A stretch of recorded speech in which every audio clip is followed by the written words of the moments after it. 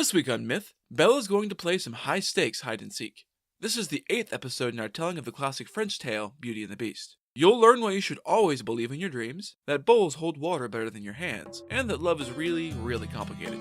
Then, in Gods and Monsters, we'll head up into the Alps to hunt a mysterious goat.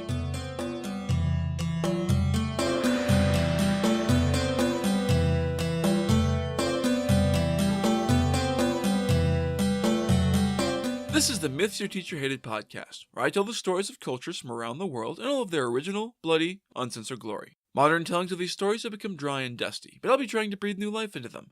This is episode 39H, Hide and Seek. As always, this episode is not safe for work.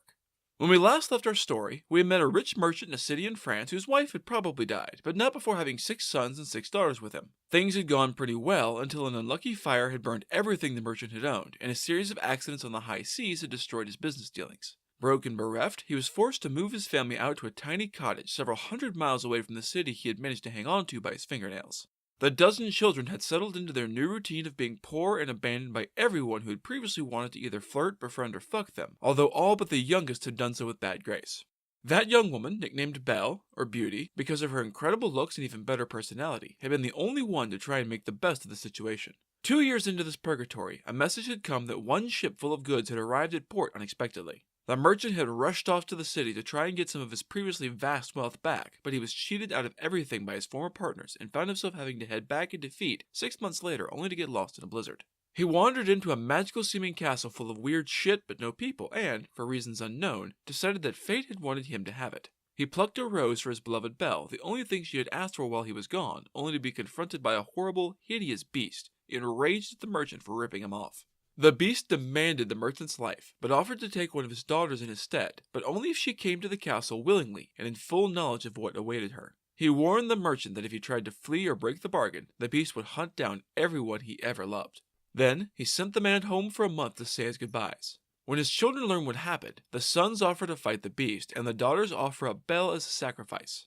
The merchant doesn't want to accept this bargain, but Belle is insistent. At the end of the allotted month, the beast's horse arrived as promised to take them back to the castle and their certain doom. We then took a detour out to a neighboring kingdom to meet a prince whose father had been killed around the time he was born. A neighboring king decided that a widowed single mother with a newborn infant would make an easy target and invaded, forcing the queen to ride off into battle with her army. Before leaving, she entrusted her son to the care of an old, ugly, mean-spirited but very powerful fairy to raise until the war was over. This she did for around 15 years, during which time she went all creeped out on the prince and decided that she wanted to be his wife instead of his mother and began pressuring him to marry her.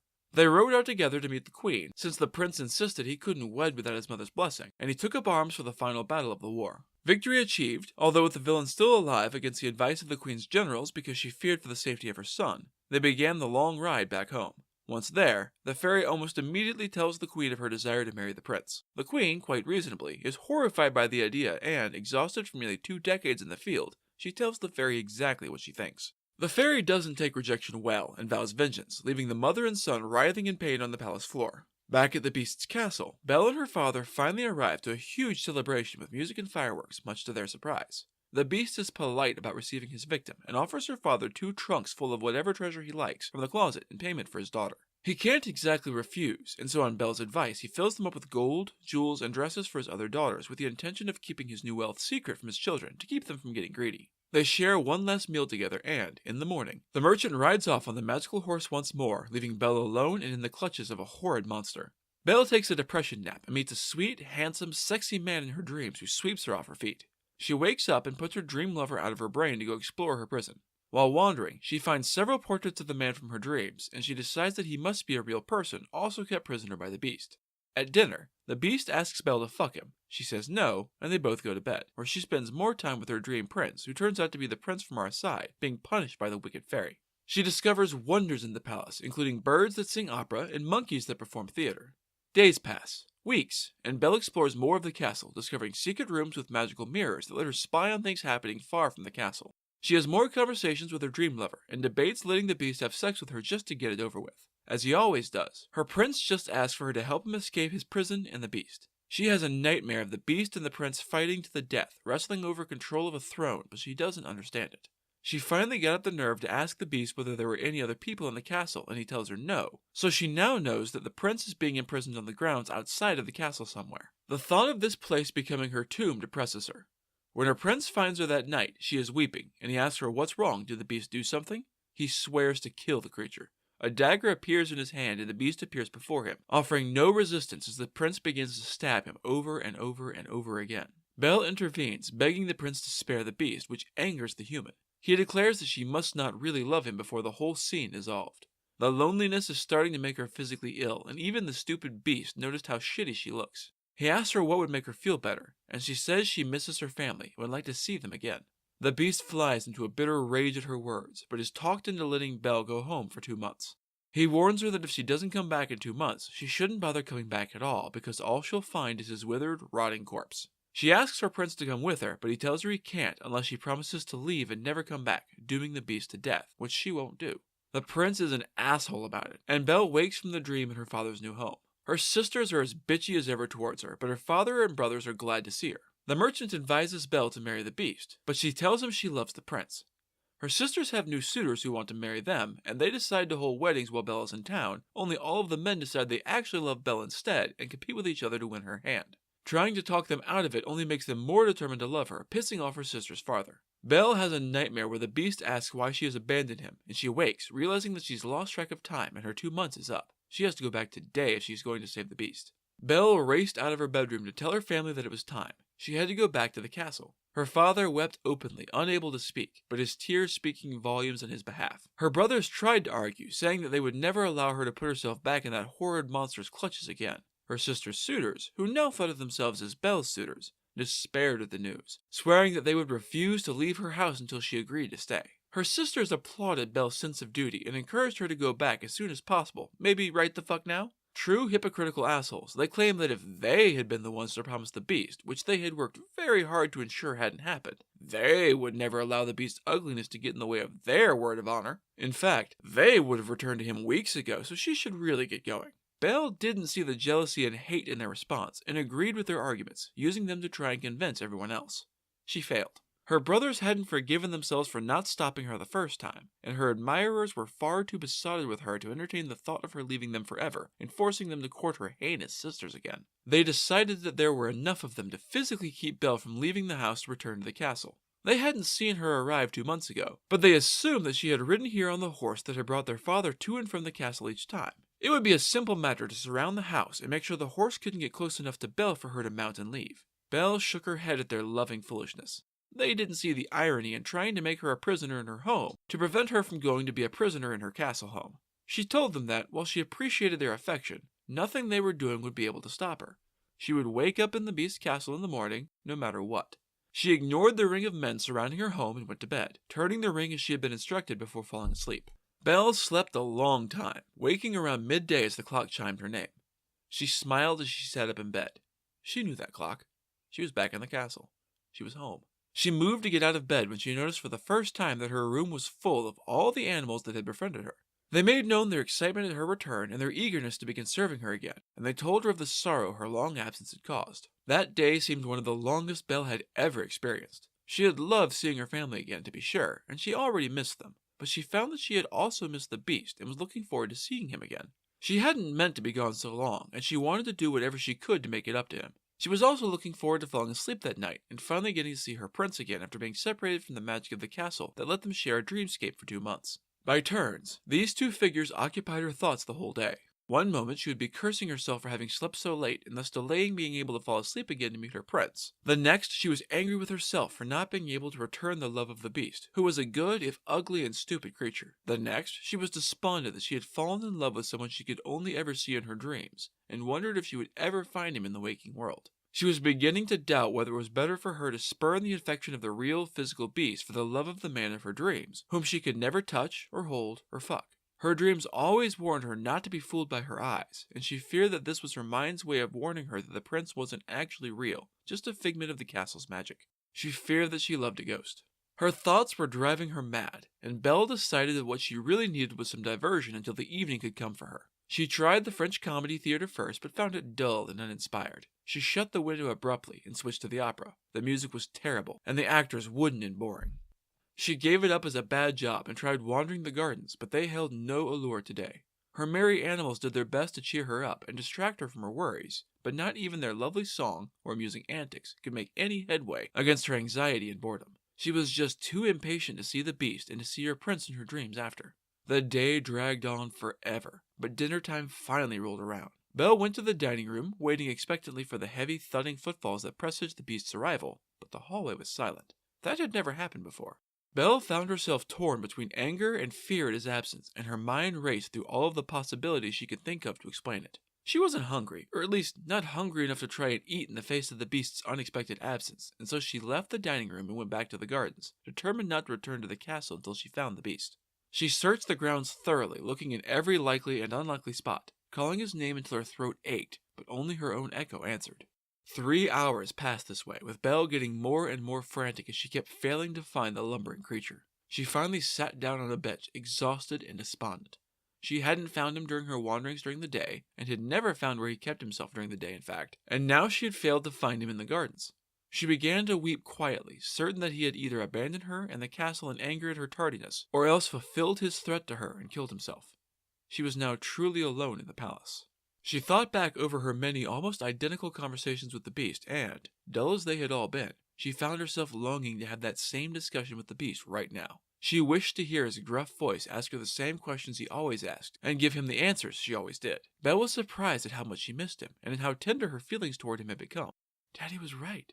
I should have agreed to marry the beast. I wouldn't be alone now, and he would be here, alive and healthy. She cursed herself for killing the dear, sweet creature, for she had become certain that he had died because she had been gone too long. She looked up, eyes filled with tears, and she noticed something that stopped her weeping in an instant.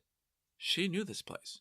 There, directly in front of her, was the path she had seen in her dream on the last night she had slept in her father's house. In the dream, it had led to a deep, dark cave where she had found the beast, dying and cursing her name. Belle knew the power of dreams in this place, and so she stood and rushed along the path, struggling not to trip over any unseen roots in the feeble light of the waning moon. At the end of the path, she found a thicket of brambles, solid and imposing. She didn't care. She was going in. From her dream, she knew there was a path, painful though it would be, and she took it. She scratched her fair skin in several places, drawing blood, but she didn't care. She was through. It was pitch black inside the cave, so Belle sent several of her monkey pages back to the castle for torches. Taking as many as she could hold, Belle went inside. As she had hoped and feared, she found the beast lying deep inside the cave. He was stretched out upon the ground, unmoving, and Belle wasn't sure if he was asleep or dead. Far from being afraid of his horrifying visage, Belle was just glad to have found him. She rushed over to his still form and placed her tiny hand on his massive head, calling his name. Nothing happened. He lay there, cold and motionless, and Belle knew now that he was certainly dead. Even so, she had to be sure, and so she felt for a pulse. It was there. Faint, weak, but it was there. His heart beat still. The beast lived! She wasted no time at this discovery and rushed back out of the cave to a spring she knew was close by. She carried as much water as she could in her cupped hands, which wasn't much by the end of her frantic sprint, and sprinkled it over him. Given how much she lost on each trip, this whole effort would have been in vain if the monkeys had not rushed back to the castle to fetch a bowl for her, as well as a bottle of wine to fortify his spirit and some smelling salts. Belle sprinkled a lot more water on him from the bowl, which made things much easier, placed the salts under his nose, and forced wine slowly down his throat, careful not to choke him, and eventually he began to stir. She spoke to him then, and caressed his fur and hide until he finally regained consciousness. She smiled when he finally opened his eyes. You gave me quite a fright there, beast. I didn't know just how much I loved you until I found you here, still and cold. The fear I felt proved to me that I am bound to you by stronger ties than mere gratitude. Honestly, I had made up my mind to kill myself if I wasn't able to save you. The beast's voice was weak when he answered. It is good of you, Belle, to love a monster who is so ugly. You matter more to me than life itself. I thought you weren't coming back, and that would have been my death. If you love me, though, I promise that I will live. Go back to the castle and rest, sweet Belle. Be assured that you will be as happy as your kind heart deserves. This was by far the most words the beast had ever strung together before. It wasn't exactly eloquent, but it was gentle and sincere. She could work with gentle and sincere. She'd expected anger or hurt, or at least to be chastised for being late, but he had just been happy she was back. Her opinion of the beast's character rose even higher in her estimation. Maybe his short answers were not stupidity, but prudence and brevity. Happier than she had been in some time, Belle went to her own room and collapsed into an exhausted sleep. For the first time in 2 months, she dreamed herself into the dreamscape castle, and her handsome prince was there waiting for her. He was overjoyed at seeing her again after so long, and he spent a long time telling her how much he had missed her and how glad he was for her return. He promised her that she would be happy, and that all she had to do was follow the guide of her good heart. Belle was delighted to hear such lovely, tender words from the lips of the one she loved, but she also knew that she should listen to her father's advice, which left her in a pickle. "And does my happiness depend on my marrying the beast, my prince?" "It does, in fact. It can be secured in no other way." Belle was confused. I mean, it was nice that he hadn't gotten cross and jealous, but she didn't understand why her lover would advise her to do something that would benefit his rival, who he had fought and even tried to kill in her dreams before. She looked up to ask him why, but he was gone, replaced with the still, dead form of the beast stretched out on the ground. Then that was gone, and her prince was back, then gone again, and replaced with the dead beast. Somewhere off in the distance, she heard the woman's voice telling her to be true to her heart, and she would find her happiness. Ignoring the sight of the beast and the prince, who were now changing so fast it was dizzying to try and watch, Belle considered her own feelings. For the prince, she felt love, lust, and physical attraction. For the beast, she still felt mild repugnance. He was a nice enough dude, but he was really, truly hideous in ways Quasimodo could only have nightmares about. The strange woman smiled. Belle wasn't sure how she managed that with no physical form, but dreams were some weird shit, and told her that it was fine that she didn't want a piece of that beast ass. It wouldn't affect her ability to do her duty and wed the beast. Belle woke earlier than she would have expected and considered her dream. It was weird in the way only dreams can be, no doubt, but it was also a lot more coherent and clear in her mind, even after waking, than dreams usually were. She decided that her dream was a sign, and decided that the advice her sleeping mind had given her was good. She would marry the beast. That thought was immediately followed by sorrow at the image of her prince, who she could not be with, and fresh doubt assailed her. She decided to head to the opera to clear her thoughts, but it was no use. Her emotions were still as tangled as a ball of yarn after a kitten gets done with it, so she sighed and went to dinner, still uncertain. She heard the beast's thudding footfalls almost as soon as she sat down, and he entered the room. Again, she expected him to ask why she had taken so long to come back, or to tell her how much her absence had hurt him. He'd almost died after all. But instead, he asked her how her day had been, how her trip home had gone, how she was feeling.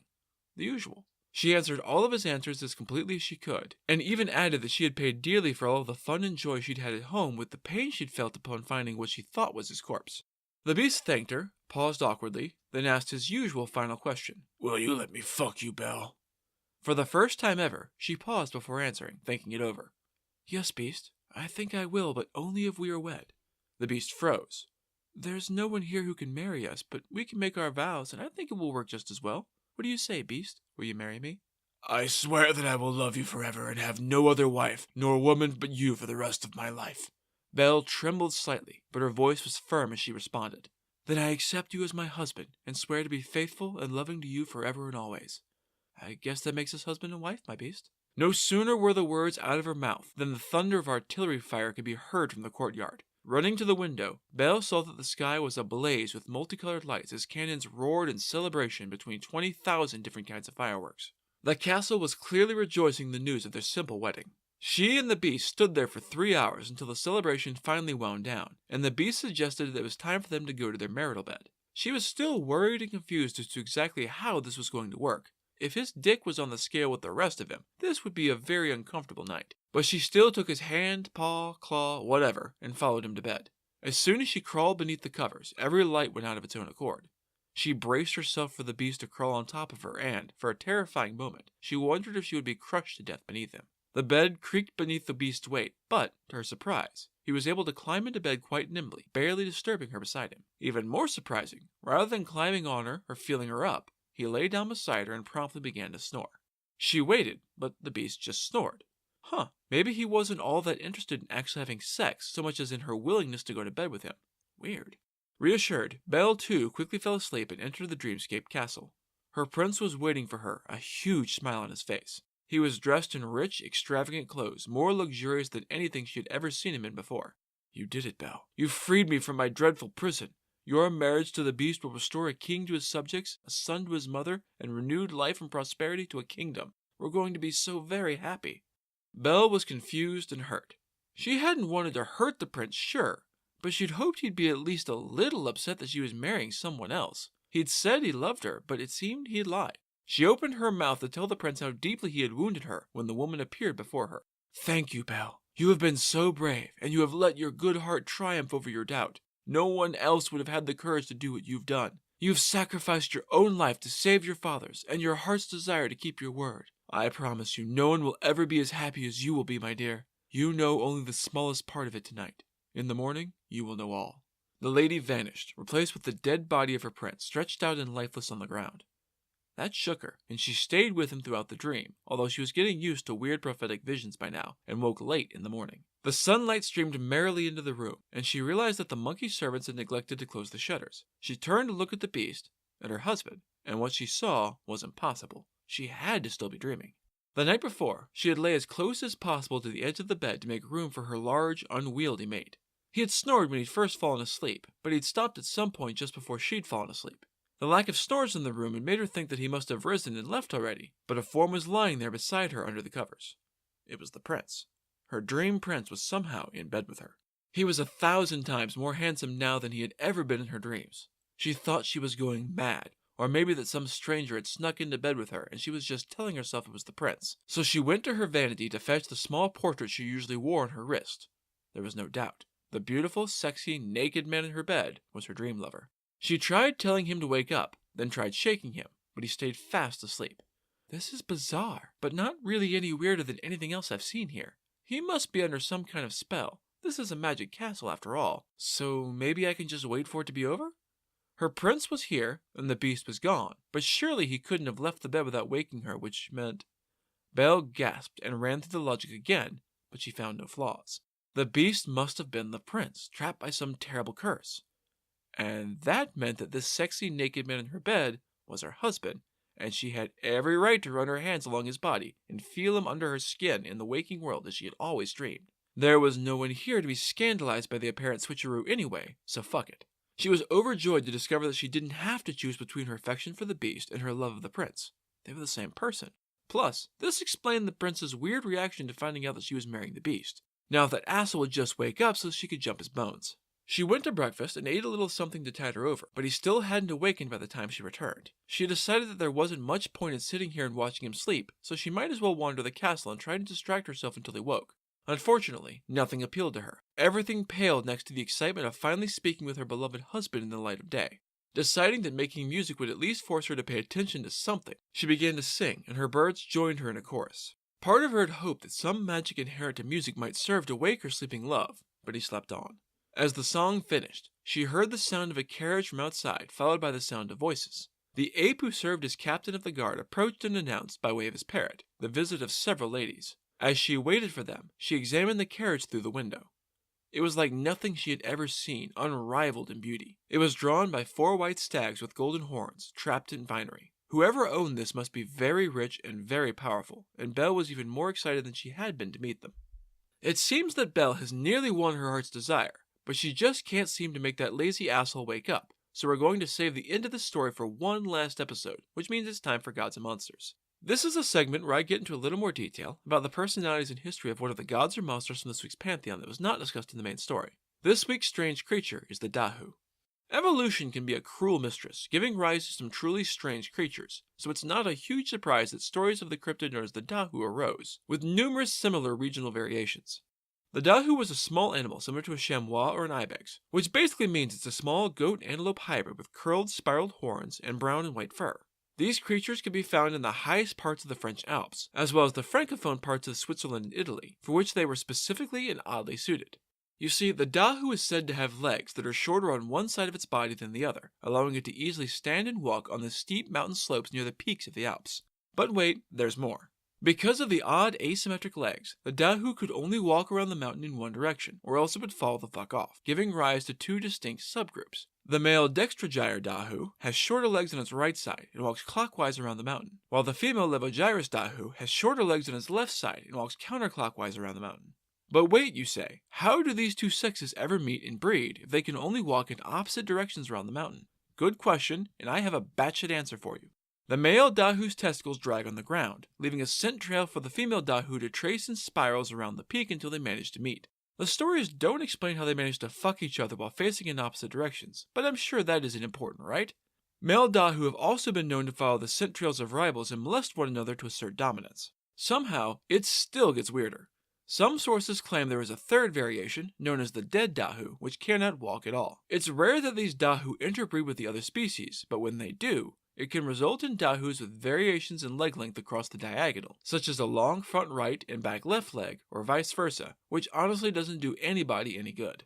The story goes that the dahu were hunted into extinction because they are easy to catch and kill. But let's be honest, there's very little chance that this batshit crazy creature ever existed anywhere but French imaginations. That hasn't stopped tour guides from offering dahu hunting trips to gullible tourists, which was especially popular at the end of the 19th century, which saw the beginning of the tourist industry in France. The story said it took 2 people to catch a dahu, which was said to be very rare and very valuable. One person to wait at the bottom of the mountain with a bag, and one to sneak up behind the dahu and either imitate its bleat, whistle, or call dahu dahu dahu. In all cases, the dahu will turn around to see the source of the sound. With his weird-ass legs, turning around meant it immediately rolled down the mountain, where it was easy pickings for the hunter with the bag. The unlucky tourist would spend a futile night wandering the freezing peak of the mountain, while the unscrupulous tour guide would be at a bar spending his money and laughing at his idiocy. Today, it only exists as a summer camp prank, not unlike the American snipe hunt, although it also lives in a few surprising places.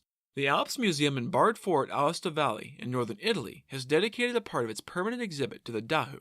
The prefect of Haute-Savoie in France officially created a dahu sanctuary in the mountainous suburbs of the small town of Rainer, prohibiting hunting and photography on April 1st, 1967, as an April Fool's joke. Likewise, the retired director of the National Science Museum of Switzerland, La Chale de Fonds, wrote an article and opened an exhibit dedicated to the dahu on April 1st, 1995. So if you're vacationing in the Alps and someone offers to go dahu hunting with you, make sure that you get to be the one holding the bag at the bottom of the mountain.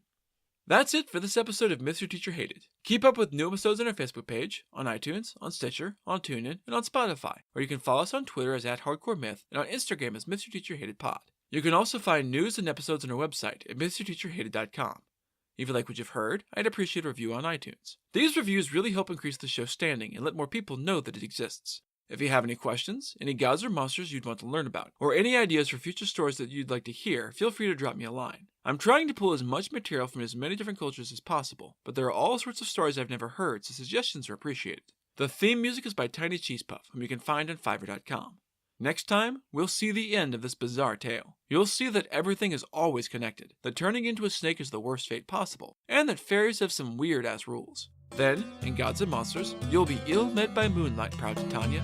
That's all for now. Thanks for listening.